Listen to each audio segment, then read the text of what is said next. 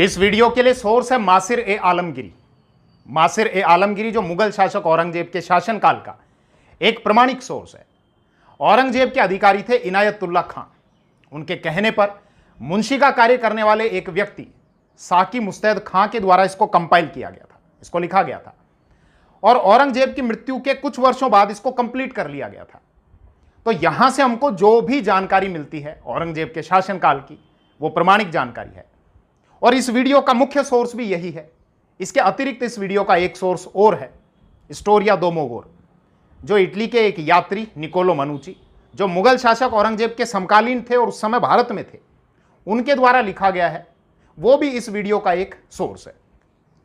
इस वीडियो के माध्यम से हमको यह पता चलेगा कि वास्तव में औरंगजेब के द्वारा मंदिर तोड़े गए थे या नहीं तोड़े गए, जैसा जानते भी हैं ज्यादातर, और तोड़े गए थे तो ऑन रिकॉर्ड कौन कौन से मंदिर हैं उसकी हम बात करेंगे। तो मैं विषय को आगे बढ़ाता हूं।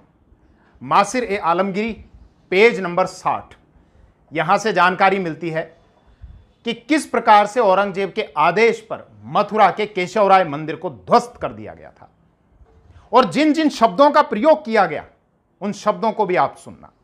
मैं प्रयास करूंगा कि जो जैसा जिस रूप में लिखा हुआ है आपके समक्ष उसको उसी रूप में प्रस्तुत करूं। हालांकि साकी मुस्तैद खां के द्वारा जो लिखा गया था वो फारसी में लिखा गया था, बाद में फिर इसका इंग्लिश में ट्रांसलेशन हुआ सर जदुनाथ सरकार के द्वारा। मेरे पास में जो सोर्स है वो उसका इंग्लिश ट्रांसलेशन है मासिर ए आलमगीरी का, और मेरी कही हुई एक एक बात को आप वेरीफाई कर सकें और स्वयं जाकर पढ़ सकें, इसके लिए इस वीडियो के डिस्क्रिप्शन में मैं मासिर ए आलमगीरी का लिंक भी आपको दे दूंगा। तो विषय की शुरुआत करता हूं। मासिर ए आलमगीरी पेज नंबर 60, वहां से क्या जानकारी मिलती है।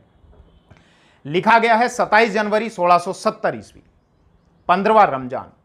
रमजान जो एक चमत्कारों का महीना है, एक पवित्र महीना है। आगे मुगल शासक औरंगजेब की थोड़ी सी बड़ाई की गई है। यह लिखा गया है कि बादशाह जो है वो न्याय के प्रति उसकी निष्ठा है, न्याय को बढ़ावा देता है, बुराइयों को समाप्त करने वाला है, सत्य को जानता और पहचानता है, और इसके अलावा जो उत्पीड़न है उनका समूल नाश करने वाला है। अब ये इतनी जो भारी भरकम जो शब्द लिखे गए हैं वो क्यों लिखे गए हैं, थोड़ा सा और आगे बढ़ते हैं।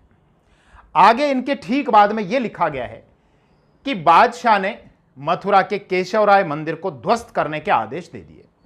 इसके बाद यह लिखा गया है कि थोड़े ही समय में हमारे अधिकारियों के परिश्रम से काफिरों की जो बुनियाद थी उसको ढहा दिया गया और ठीक उसी स्थान पर वहीं पर एक बहुत बड़ी धनराशि को खर्च करके वहीं पर एक मस्जिद का निर्माण करवाया गया। फिर आगे यह लिखा गया है कि मूर्खों के इस मंदिर का निर्माण एक बेवकूफ राजा वीर सिंह देव बुंदेला के द्वारा करवाया गया था, ऐसा आगे लिखा गया है। फिर यह लिखा गया है कि वीर सिंह देव बुंदेला ने 33 लाख रुपए खर्च करके, उस समय में 33 लाख की रकम खर्च करके इस मंदिर का निर्माण करवाया था और इसके लिए वीर सिंह देव बुंदेला ने बादशाह जहांगीर की आज्ञा ली थी। फिर यह लिखा गया है कि यह काफिर, कौन, वीर सिंह देव बुंदेला, उनके संबंध में कि यह काफिर बादशाह जहांगीर का निकट था, काफी क्लोज था। और क्यों क्लोज था यह बताया गया है कि इसके द्वारा, मतलब वीर सिंह देव बुंदेला के द्वारा क्या किया गया था कि उन्होंने शेख अबुल फजल, जो मुगल शासक अकबर के दरबारी थे, नवरत्नों में से एक थे, वीर सिंह बुंदेला के द्वारा उनको मौत के घाट उतार दिया गया था। इसी के संबंध में यहां पर साकी मुस्तैद खां ने मासिर ए आलमगीरी में यह लिखा है कि इसके द्वारा शेख अबुल फजल की हत्या कर दी गई थी और इसी के कारण यह काफिर बादशाह जहांगीर के काफी क्लोज आ गया था और बादशाह जहांगीर की आज्ञा से इसने 33 लाख रुपए खर्च करके उस मंदिर का निर्माण करवा दिया था। आगे लिखा गया है कि काफिरों का अंत करने वाले इस शुभ शासन में इस आश्चर्यजनक और लगभग असंभव से इस कार्य को सफलतापूर्वक पूर्ण कर लिया गया था।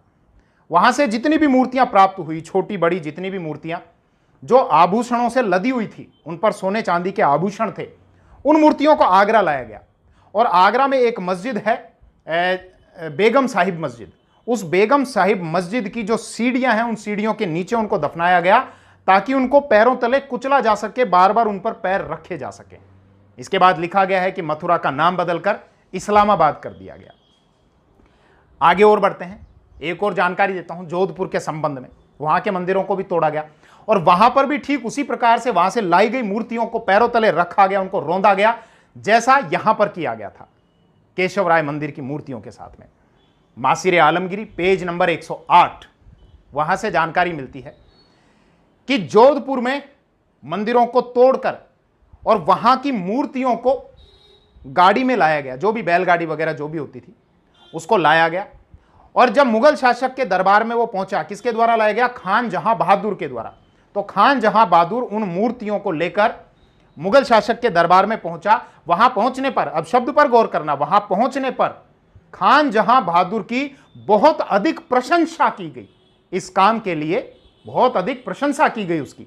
और यह आदेश दिया गया कि जो तुम ये मूर्ति लाए हो, जो आभूषणों से लदी हुई हैं, जिन पर आभूषण लगे हुए हैं, कुछ मूर्तियों को तो यहीं कोर्ट यार्ड में रख दो और कुछ मूर्तियों को जामा मस्जिद की जो सीढ़ियां हैं वहां पर रखो, ताकि उनको पैरों तले रौंदा जा सके, कुचला जा सके।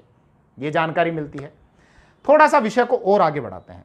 और मेरे लिए बड़े आश्चर्यचकित करने वाली यह बात थी कि आखिर आमेर रियासत के भी लगभग 66 मंदिरों को औरंगजेब के शासनकाल में तोड़ा गया।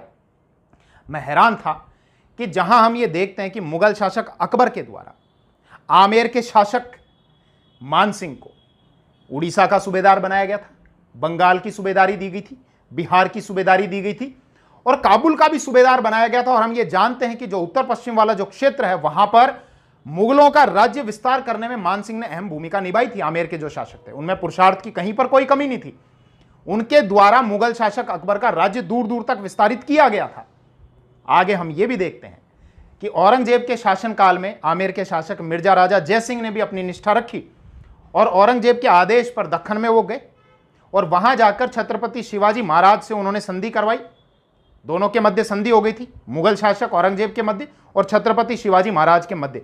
लेकिन शायद इन सारे एहसानों को भूलने के बाद अगस्त 1680 ईस्वी में मुगल शासक औरंगजेब के आदेश पर अबू तुरब के द्वारा वहां पर 66 मूर्तियों को तोड़ा गया और जाकर इस बात की सूचना औरंगजेब को दी गई।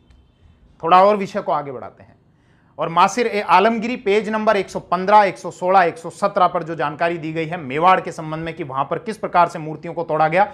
उदय सागर की 3 मूर्तियों को, उदयपुर के आसपास की 172 मूर्तियों को, चित्तौड़ की 63 मूर्तियां नहीं, सॉरी मूर्तियां गलत बोल रहा हूं, मंदिरों को, मंदिर में तो बहुत सारी मूर्तियां हैं, उदय सागर झील के 3 मंदिरों को, इसके अलावा सिटी जो उदयपुर का जो मेन राजा का महल था उसके सामने के एक मुख्य मंदिर को तोड़ा गया। इसके अतिरिक्त उदयपुर के आसपास के 172 मंदिरों को और चित्तौड़ के 63 मंदिरों को तोड़ा गया। मैं बात करता हूं, लिखा गया है मासिर आलमगिरी में, जानकारी दी गई है कि रुहुला खां प्लस उसके साथ कुछ और अधिकारियों को भेजा गया जो राणा का निवास स्थान था। निवास स्थान के सामने एक मुख्य मंदिर था जो उस समय का बहुत प्राचीन मंदिर था और एक मुख्य मंदिर था।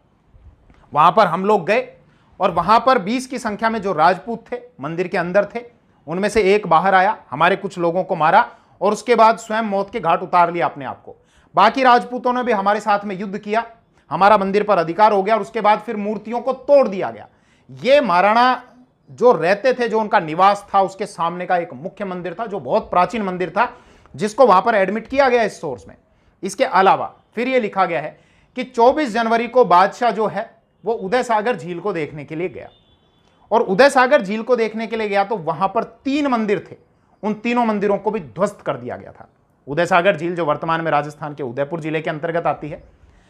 मेवाड़ के शासक महाराणा प्रताप के पिता ने उदय सागर झील को बनवाया था। आगे बढ़ते हैं। इसके बाद जानकारी दी गई है कि 29 जनवरी 1680 ईस्वी को उदयपुर के आसपास के लगभग 172 मंदिरों को, सॉरी लगभग नहीं लिखा हुआ, 172 लिखा हुआ है, 172 मंदिरों को तोड़ा गया। ये तो वो मंदिर हैं जो ऑन रिकॉर्ड में है। इसके अलावा और भी छोटे मोटे कितने मंदिर होंगे आप सोचिए, जो कि रिकॉर्ड में मेंशन नहीं है। इसके बाद फिर ये लिखा कि बादशाह जो है वो 22 फरवरी 1680 ईस्वी को चित्तौड़ पहुंचा, चित्तौड़ को देखने के लिए, और वहां पर पहुंचकर चित्तौड़ के 63 मंदिरों को तोड़ा गया। इसके अलावा और भी मंदिर हैं जो ऑन रिकॉर्ड हैं। मासिर आलमगिरी पेज नंबर 55 पर यह लिखा हुआ है कि काशी विश्वनाथ के मंदिर को तोड़ा गया। पेज नंबर 53 पर भी जानकारी दी गई है कि मलारना के मंदिर को तोड़ा गया। बीजापुर में भी एक मंदिर था, उस मंदिर को तोड़कर उसके स्थान पर मस्जिद का निर्माण करवाया गया।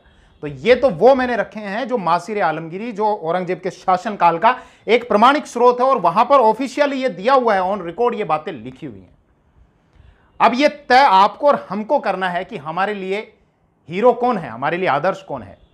क्या हमारे लिए आदर्श डॉक्टर एपीजे अब्दुल कलाम जैसे महान वैज्ञानिक होंगे, या हमारे लिए आदर्श इस प्रकार के क्रूर और आतताई जिन्होंने सत्ता प्राप्ति के लिए अपने पिता को जेल में कैद करवा दिया, अपने भाइयों की हत्या करवा दी, अपने भाई की गर्दन को काटकर, दारा शिकोह की गर्दन को काटकर। मैं सोर्स के आधार पर बात कर रहा हूं, जैसा निकोलो मनुची ने अपनी किताब स्टोरिया दो मुगोर में लिखा है, पेज नंबर 359 और 60 वॉल्यूम 1 में यह जानकारी दी है कि अपने भाई दारा शिकोह का कटा हुआ सिर मंगवाया, थाली में सजाकर लाया गया, एक गार्डन में उसको रखा गया, और उसके बाद उसने ये वेरीफाई किया, शंकालु स्वभाव बहुत था उसका, उसने वेरीफाई किया कि इसके सिर पर वो निशान है या नहीं है जो पहले से था। और जब वेरीफाई हो गया तो उस गर्दन को नीचे पटका गया और गर्दन पर तलवार से 3 वार किए गए। और एतबार खां जो सुपरिटेंडेंट था जेल का, जहां पर शाहजहां को बंद कराया गया था, बंद था जिस जेल में शाहजहां, एतबार खान को यह आदेश दिया गया कि इस गर्दन को, मेरे भाई की इस गर्दन को मेरे पिता के सामने एक डब्बे में पैक करके रखा जाए, और तब रखा जाए जब वो खाना खाने के लिए बैठे। तो ये तय हमको करना है कि हमारे लिए आदर्श इस प्रकार के क्रूर और आतताई होंगे, या हमारे लिए जो आदर्श होंगे वो डॉक्टर एपीजे अब्दुल कलाम जैसे महान वैज्ञानिक होंगे। Thank you. जय हिंद।